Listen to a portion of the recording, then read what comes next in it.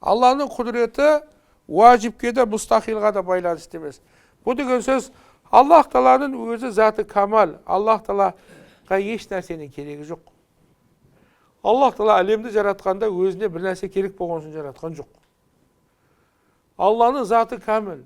Әлем жоқ болса да, бар болса да, Аллаға келіп кете тұрған еш нәрсесі жоқ. Алла өзі мұнсыз, о азалда мұнсыз, ол әбәди мұнсыз.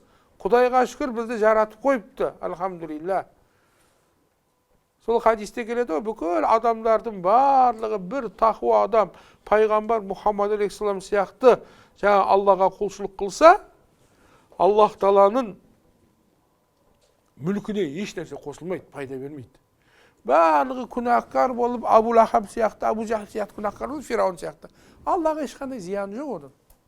Бүкіл адамдар менен жындар, о адам алейхиссаламнан қиямет күнге дейін жиналып, Алладан сұраса, Аллах Тағала олар сұралағанына еселеп берсе, Алланың мүлкінен еш нәрсе азаймайды.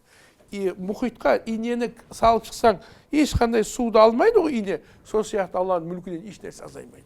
Аллах Тағаланың ирадасы, құдрасы, таквини бұл тек қана неге байланысты дейсіздер?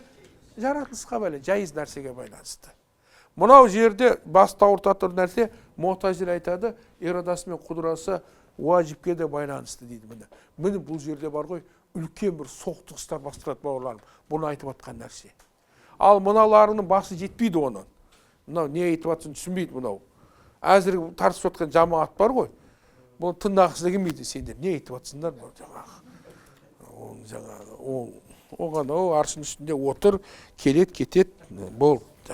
Басты қаған қой енді.